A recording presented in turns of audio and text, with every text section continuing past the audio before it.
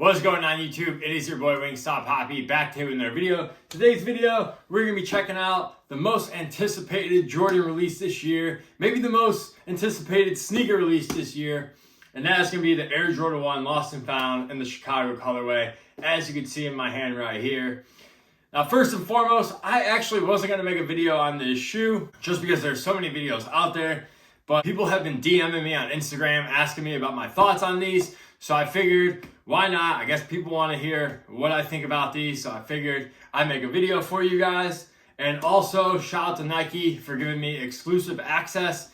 That's how I was able to pick these up a little bit early because the shoe does release next weekend. I haven't got exclusive access on Nike since 2020, so it's been 2 years. So thank you, Nike, for giving me exclusive access, because honestly, I figured I'd probably be taking the L on release date if it wasn't for exclusive access. But anyways, before we get into the shoe, please hit like, subscribe, and feel free to follow me on Instagram down below. I actually wore the Lost and Found Chicago ones yesterday.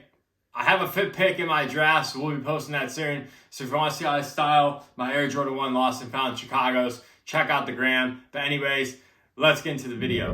All right, so first and foremost, I'm going to run through this box really quick. Like I said, there's a ton of videos. You guys have probably seen this box.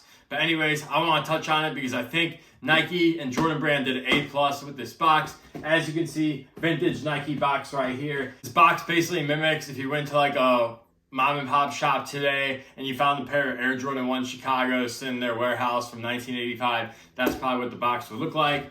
I'm sure you guys all know the story. Also, I feel like the sale tag is really cool on this as well. And our sizing tag is Air Jordan 1 Retro High OG. Varsity red, black sail, muslin, US 10.5 right there. Flip this box open. This is honestly my favorite part of this presentation is these old school advertisements, Air Jordan advertisements from the 1980s. Like, this is really cool to me. I'm so glad they put this in. And then you also see some more on there. Like I said, this is one of my favorite features of this box. Probably my favorite feature, but yeah. And of course, you get an extra set of white laces that came in the shoe, but obviously I wore them, so that's why they're in the box. And then another really cool feature is this old school receipt that you would have got from a mom and pop shop back in the day. So really good job. Honestly, presentation, box, A+. Good job, Nike. But let's get into the shoe. And here they are, the Air Jordan 1 High OG, Lost and Found, Chicago. Absolutely beautiful shoe. I mean, I'm not going to bore you guys to death. Everyone loves this shoe. It's an iconic shoe. You could argue it's the most iconic Air Jordan. Obviously, it's the first Air Jordan, Chicago colorway. Mike played for the Bulls. Like, it's iconic. I don't got to tell you that 100 times. Y'all know that. I know that. It's classic. Anyways, couple of details I do want to touch on. Now, 3 things I noticed with this shoe. First is the cracked leather. The cracked leather on the sail part of the shoe, on the mid panel and the toe area. Honestly, you can't really tell unless you're really looking at it. I thought it was going to be a little bit more out there, you know, like kind of like the Amaminaires or even the Visionaires. I felt like the Visionaires had more cracked leather than these, but they are cracked, but it's not as noticeable, if that makes sense. I'm sure the more you wear the shoe, the more noticeable it's going to be. Now, I will say on the collar, obviously, this cracked leather is very noticeable, as you guys could see on camera. Now, to be quite honest with you guys, I like it, but I don't like it at the same time. If it didn't have this cracked leather, the shoe probably would have been a tad cleaner, but I get the story they were telling. So with the story they were telling, it definitely makes sense to have this leather cracked. Like I said, it doesn't bother me, but I'm not like the biggest fan of it, nor do I hate it. Kind of like in the middle between it, but it is what it is.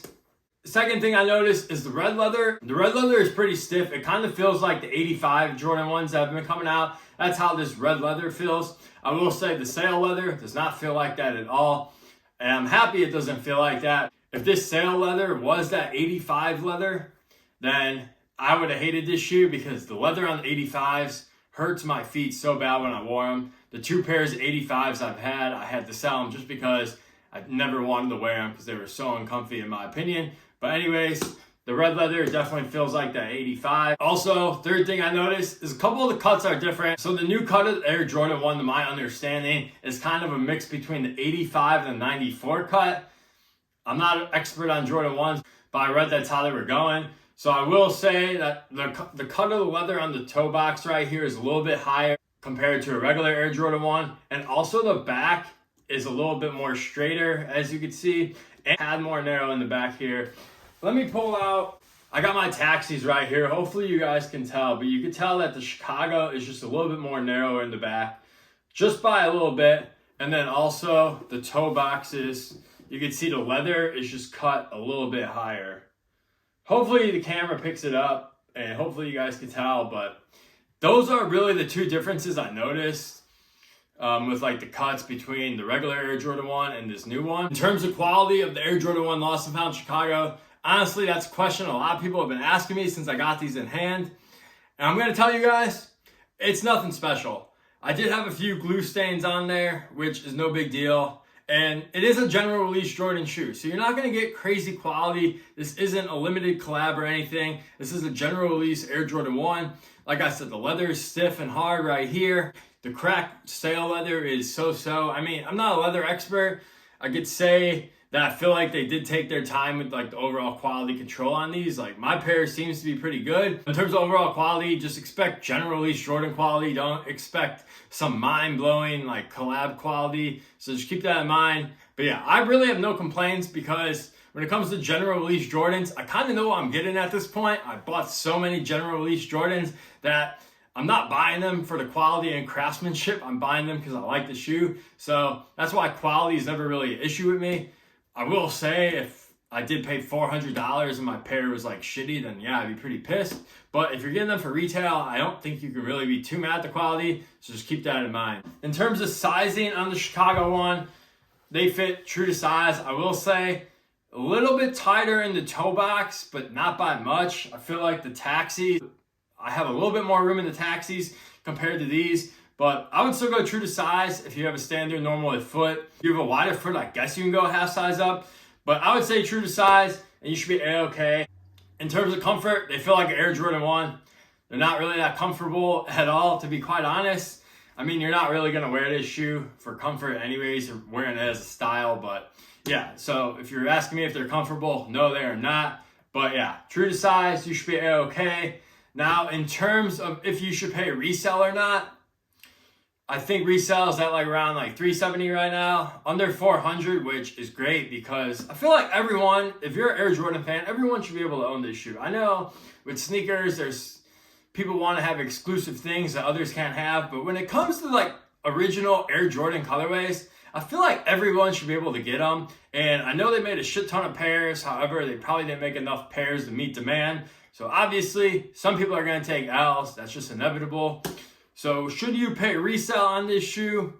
I'm going to say yes and no. Now, I say no because there's a shit ton of fake pairs out there on the market. I don't know how to authenticate shoes. I've seen the fakes. They look really good. So unless you can check your pairs in person, then yeah, I would probably go pay resale. Now, what that means is buy local or go to like a local resale shop and check out your pair before you get them, and see if you can find the authentic pair to compare to the pair you're buying. I know that sounds kind of complicated, but right now with all this shit going on with StockX and even GOAT, I wouldn't even trust buying these on GOAT or StockX. I'm being 100% honest.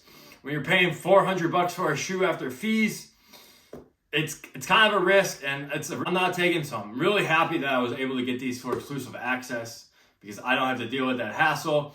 But yeah, if you're paying resale for these, just be careful. Like I said, try to stick to local transactions or go to a local sneaker shop and see if you can find someone with a retail pair and see if you can compare before you fork over that $400. Are they worth $400? I mean, that's up for you to decide. If you really want Chicago's, this is going to be the best way to get them just because the 2015 pairs, really expensive. This is obviously the newer pair. And these are probably going to go up over like 6 months. Like 6 months from now, these will probably be around like $500-600. So in my opinion, if you really want the Chicago's and you don't want to spend a shit ton of money and you can get them under $400, you might as well just go pay the trigger and bite the bullet now because I'm sure these will only go up.